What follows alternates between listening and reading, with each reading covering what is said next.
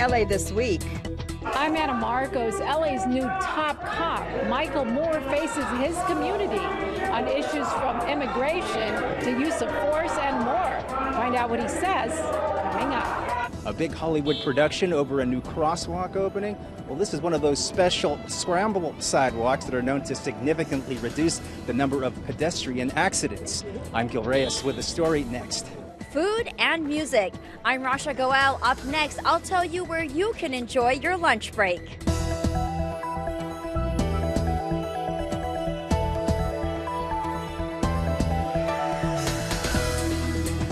Hello and welcome to LA This Week. Thanks for joining us. I'm Yana Kay. New LAPD Chief Michael Moore is facing the community as they demand answers from him on everything from immigration to the LAPD's use of force. Anna Marcos shows us one of the encounters took place at a small community church in Boyle Heights.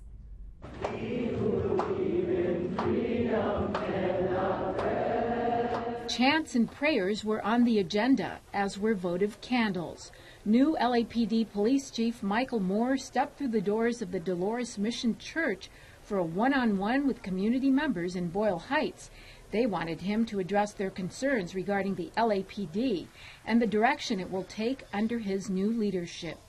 Our forum today is meant to engage Police Chief Moore concerning the deep pain and issues raised by community members. Top issues for this community: the LAPD's role in cooperating with federal anti-immigration efforts. The pain you talk about is real. We have worked and will continue to work for the safety of all Angelenos. We do not work with ICE without a warrant.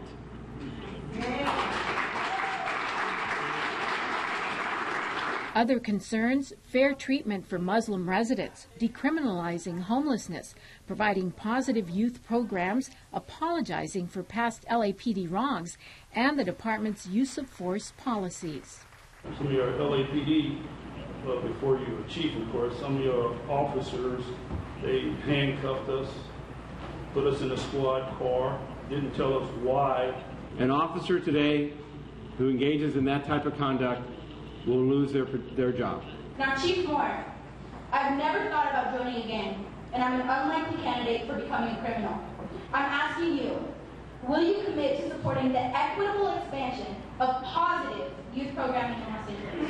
I'm here tonight to listen to further and deepen our trust. The event was organized by a multi-faith, multiracial group of 57 congregations in LA, and all the different faces here reflected that. The group calls itself LA Voice. Honestly, I felt like the new chief gave a wholehearted, genuine response. The community meeting was organized and peaceful, with members on both sides of the aisle holding hands in prayer and solidarity. Most of these residents liked what Moore had to say, but not all of them. I think all these systems are rooted in white supremacy, and white supremacy is the issue, and if we're really looking at that, then we need to abolish ICE and LAPD. I think there needs to be more, obviously. What would be in its place? I don't know. I think it was a good event. I think it was a good opportunity, a good forum to hear the voices of the community, the stories of the community. Stories of hurt, stories of trauma, stories of pain, but also a possibility. A first test in one small LA church, and the chief will have many more. But for now, at least, most of his testers appear to have given him a passing grade. I'm Anna Marcos for LA This Week. After the meeting, Chief Moore also met personally with some of the community's leaders. One of downtown's most colorful events lured admirers of Japanese anime to the LA Convention Center. Gil Reyes reports from Anime Expo, where cosplay, or dressing up in costume, took serious effort. Take a look. It is one of the best people-watching experiences in LA. Fans of Japanese anime transformed into their favorite heroes and villains at Anime Expo at the LA Convention Center. Anime Expo is the largest celebration of Japanese pop culture in North America. We have fans and industry coming from all over the world, all over the United States, to just celebrate their love of anime, manga, Japanese music, fashion, I've always loved it since I was a little girl. You know, I started with Cardcaptor Sakura, Sailor Moon, and it just progressed as I got older. I just ended up finding out that you could cosplay or dress up as these people, and it's pretty cool. Go Speed Racer, go! He's off and flying as he got... Japanese anime first made an impact in America in the 1960s with action-adventure cartoons like Speed Racer. Since then, its often dramatic storylines have morphed into a multi-billion-dollar-a-year industry with help from merchandising, mobile games, and streaming services like Crunchyroll. We're the site that has the most anime in the world. We get almost every show from Japan as it comes out. That's about 50 shows a week that we subtitle into 8 different languages and stream all around the world. Now in its 26th year, downtown's Anime Expo also boosts LA tourism every summer. More than 100,000 fans attending this 4-day spectacle, which hosts concerts and fashion shows. Because it's fun cosplaying with like-minded fans and seeing your favorite characters come to life.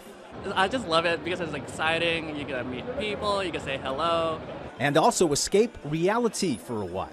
At Anime Expo in downtown, I'm Gil Reyes for LA This Week. Anime means Japanese animation. Manga refers to Japanese comics. Both are celebrated in the spectacle, which pumps $55 million into LA's economy every year. That's money from hotel bookings, meals, and entertainment. Well, it's a chance to dream for the future as officials team up to upgrade an older campus. Rasha Goel has more on a campus in the San Pedro community that will be bringing much-needed change.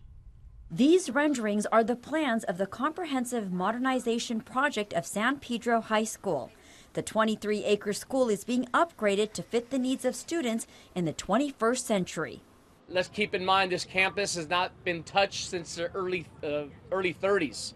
So it's now our turn and our opportunity to really maximize this space and leave a community campus that will benefit future generations to come. This project holds a special place for Councilman Joe Buscaino, who is an alumni of the school and grew up in the San Pedro community. He joined other officials for a tour of the campus. This is our opportunity to fix the future the way we want. So great things are happening, and I'm just so excited. I can look at this community and say, wow, you weren't forgotten. This is the first campus that is being worked on as part of a modernization project. We want to go into a campus and we want to make that campus look just like one of our new schools. Every student deserves to have a modern facility that's got all the amenities to it. And while the councilman is excited about the changes with the administration building and building more space to help enhance the arts program, he also says, it was important for me to embrace the trades and prepare our students for shop work, plumbing, because not all of our students go off to college. Part of the plan to prepare all students for their future. For LA This Week, I'm Rasha Goel. $135 million has been committed to the modernization project. While crossing the street at Hollywood and Vine just got a lot safer, the legendary intersection is now home to a specially designed Scramble Crosswalk, the second for the area. As Gil Reyes reports, the news is good enough to dance to.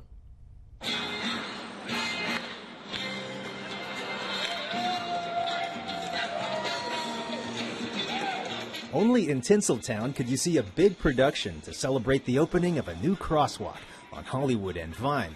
It's one of those special Scramble crosswalks that are proven to reduce pedestrian accidents. Today, what better way to welcome the second Scramble crosswalk to Hollywood than to get on your feet and conga across that intersection in any direction you want. So they did. The cast of On Your Feet, the Emilio and Gloria Estefan Broadway musical, took a break from performing at the Pantages to conga safely across the intersection. Safe enough to conga, safe enough to walk. Hollywood Councilman Mitch O'Farrell joined them. In Hollywood, there really is an above-average incidence of pedestrians being struck by cars. We know that Scramble crosswalks, they stop traffic in all directions, so never is there a person walking by a car that's moving. Hollywood's first Scramble crosswalk was placed on nearby Hollywood and Highland in 2016. The Department of Transportation says the intersection had averaged 13 accidents a year, but in the 6 months after the Scramble was installed, there were 0. And some of these Scramble crosswalks have already been placed in the Westlake District and also in Van Nuys. And now the mayor says he also wants them in downtown Los Angeles, so be on the lookout for that. For now in Hollywood, I'm Gil Reyes for LA This Week. The new Scramble crosswalk fits right in with the mayor's Vision Zero plan, which aims to eliminate traffic fatalities throughout the city. Well, it was a chance to relive a piece of American history. Visitors stepped into another time as the Old Fort MacArthur Days event kicked off. As Anna Marcos shows us, it started with quite a bang. You are about to see a full-scale war take place. Well, a reenacted war, that is. It's the first time we've done it with pyrotechnics in it. You're going to see explosions. A real World War II Sherman tank is getting into the battle. It's going to be pretty amazing.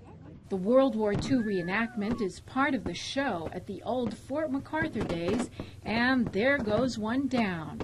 The event, put on by the Fort MacArthur Museum in San Pedro, helps visitors and reenactors to relive Fort MacArthur's heyday, which goes as far back as the Civil War era. They try to be as authentic as possible, going with uniforms, weaponry, even sometimes eating and cooking the way that they do from the time period. So it's very fun to learn about that. All the equipment you see these guys with, that all comes out of their pocket. And when you step into their camp, you're stepping back into history. Sharpening my amputating knife.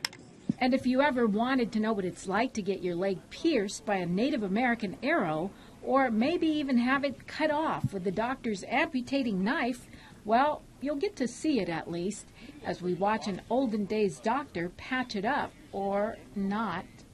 Miners, farmers would come by here for treatment.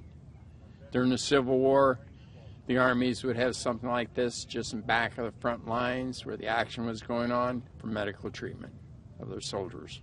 And look who's here. Good old Honest Abe makes an appearance, or, well, a pretend reenacted version of him anyway. It's a walk through history. Instead of opening up a book and turning pages, you get to see it here, you get to smell it, you get to feel it, you can ask questions and get answers. And there's no fake news here. Meanwhile, the battlefield is left littered with bodies, but it's all fun and games, as well as a look back in history without suffering the real ordeals of real war. I'm Anna Marcos for LA This Week. For more information on the Fort MacArthur Museum, visit ftmac.org. Up to 200,000 small businesses in Los Angeles are eligible for free energy-saving upgrades, and they don't even know it. Installations cost nothing, but could save thousands of dollars in energy costs every year. Gil Reyes has more from West LA. Gil. Yes, Yana, this little-known DWP program is reaping big benefits for businesses that qualify, and you said it right. Free installation of LED lights and other energy-efficient products, and the savings? Well, we'll let you hear from the owner of this dry cleaning business. He'll tell you all about that. Oh, God, I tell you, I'm in heaven. Tang Pham, the owner and operator of VIP Cleaners in West Los Angeles, says he's experiencing heavenly savings, around $300 every month since replacing his overhead lights with LED bulbs. Right. And by using low-flow washers and faucets to reduce water use. The bonus is DWP installed these upgrades at no charge. I could, put that money on something else for advertising, what I'm saying. That helped the business a lot. Customers participating in the program see anywhere between 15 and 40% savings. The DWP talks about their commercial direct install program. To qualify, businesses must use no more than 250 kilowatts of electricity per month. The DWP says free installation is worth it if people cut back on their energy use. So the energy we don't have to deliver to a customer or the water we don't have to deliver to a customer actually saves us money. So it's win-win. They save money, we save money as well. Commercial direct install has been around for 6 years, but relatively few people know about it. 35,000 LA businesses have taken advantage, just a fraction of the 200,000 businesses eligible. To find out if you qualify, call the agency at 1-877-714-1254, Monday through Friday. You can also read more about the program at LADWP.com. I'm Gil Reyes for LA This Week. Stores, retail, schools, and apartments are just some of the groups that could benefit, and even restaurants. The program installs pre-rinse spray valves for water-saving dishwashing absolutely free. It's the perfect place to shop, eat, and decompress with some music. Rasha Goel has more on how some people are spending their lunch in downtown LA.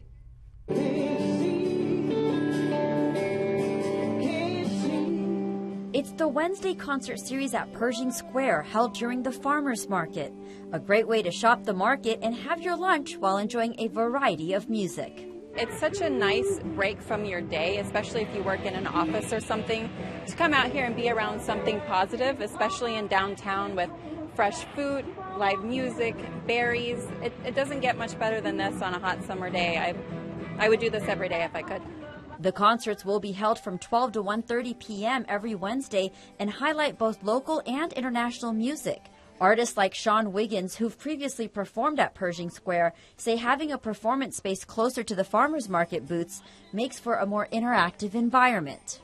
Well, this is the first time we were performing right here. This is a new idea where we can be closer to everyone out here in the farmers market. Because it used to be we played on the big stage behind us, and you're just not near anybody. So this way we can be up close and personal with everybody. What's great about this is for food, you can either bring your own lunch, like I do, or you have options to choose from here at the Pershing Square Farmers Market.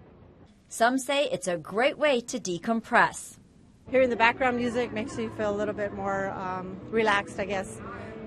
It's kind of hard to eat in the heat, so you can grab your lunch, listen to some music, relax for a bit, go back to work, and probably have a better mindset. The concerts run through August 15th. From Pershing Square, I'm Rasha Goel for LA This Week. The event is put on by the city's Department of Recreation and Parks. Los Angeles is home to a vast array of night markets. As Gil Reyes reports, you can add another to the list that's all about Korean culture and cuisine. Were you there? Our cameras were in the early evening to get a taste of KTown Night Market. That's Koreatown's two-day food and culture bazaar that took place at Robert F. Kennedy Community Schools in the Mid-Wilshire area. This annual festival was started 4 years ago by Joseph Park and Danny Park, who are not related, but were inspired by the success of Pasadena's 626 Night Market, which mimics the outdoor bazaars of Asia, but with a modern twist. Around 100 vendors here, around 40 of them serving traditional Korean street food, Asian fusion foods, and sweet treats. It may be over, but you can still get a taste of Korean cuisine all year long in LA's diverse Mid-Wilshire area. At KTown Night Market, I'm Gil Reyes for LA This Week.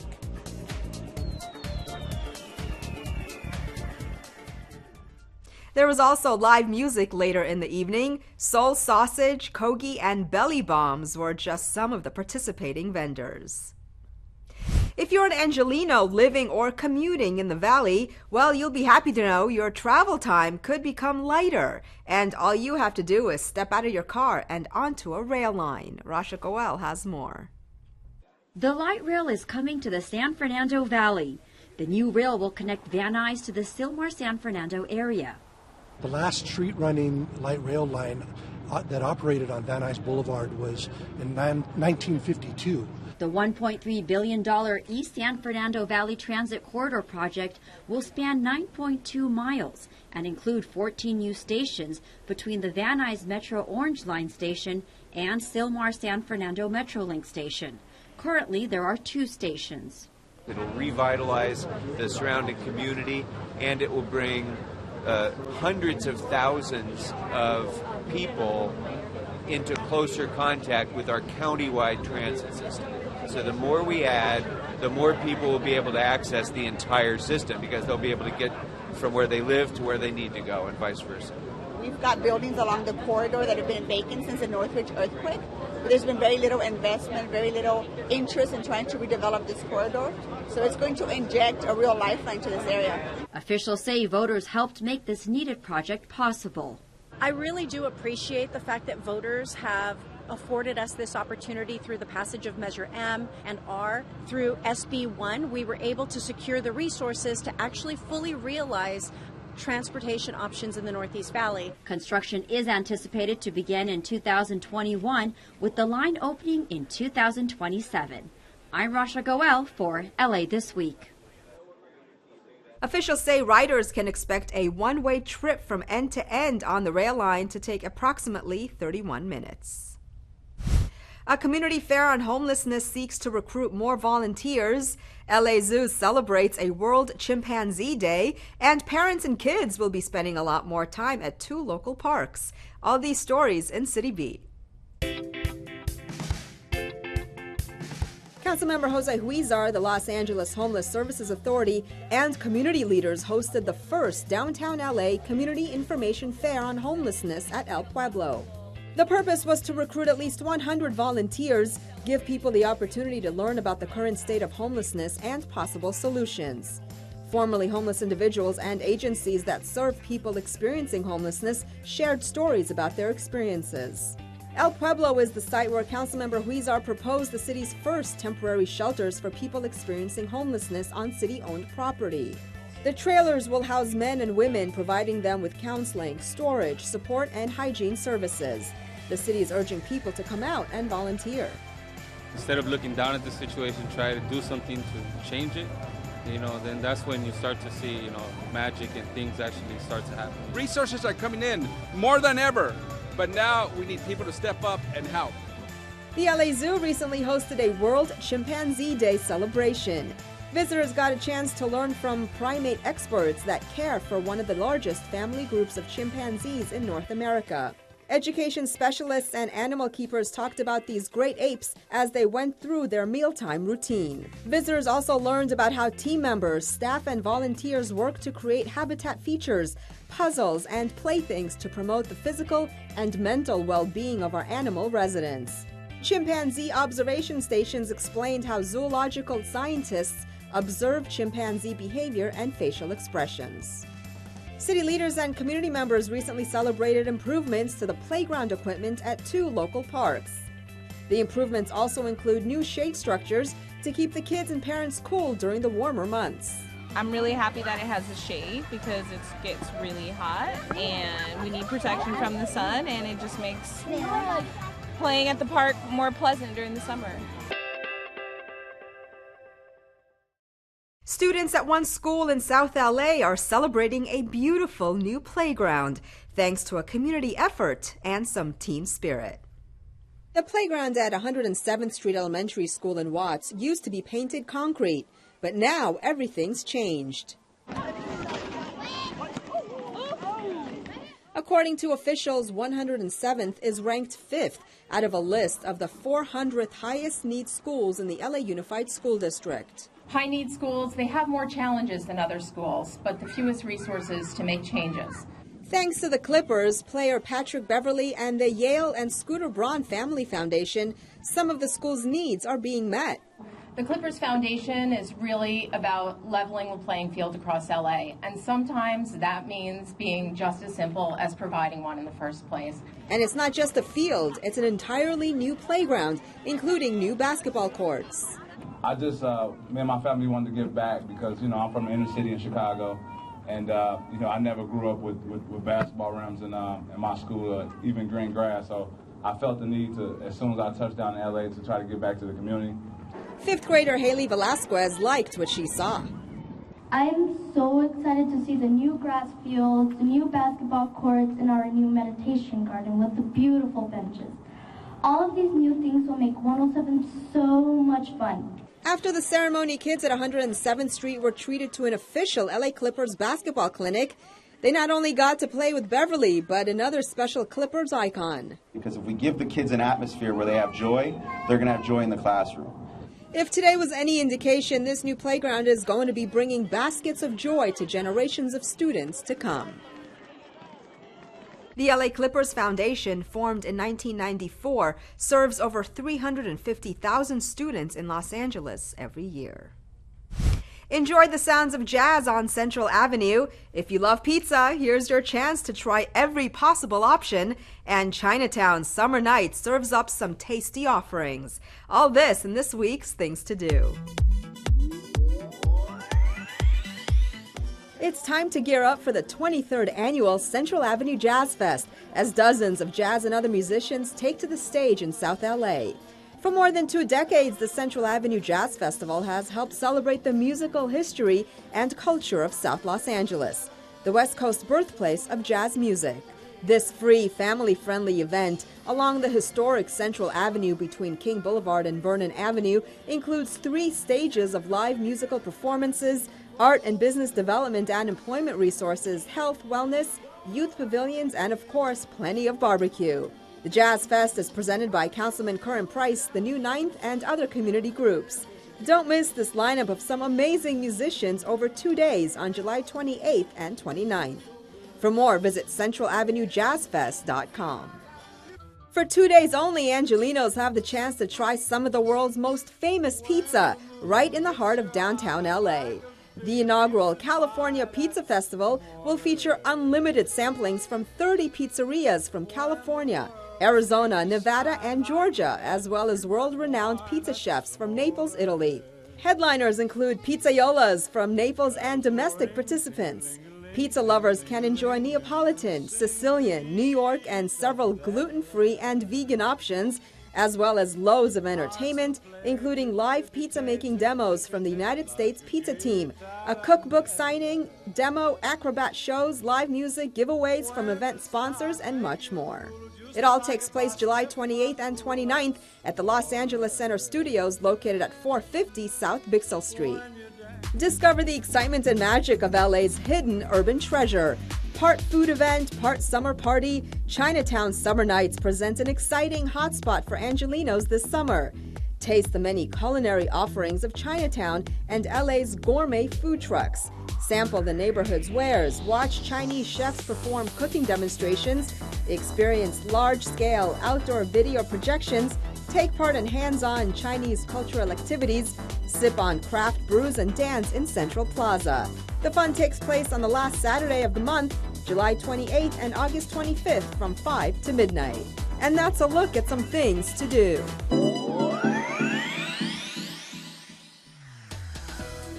Well, that's going to do it for this edition. I'm Yana Kay, and from all of us here at LA This Week, thanks for joining us. A reminder that you can catch us online at lacityview.org. You can also follow and like us on Facebook. We'll see you back here next week for more of LA This Week.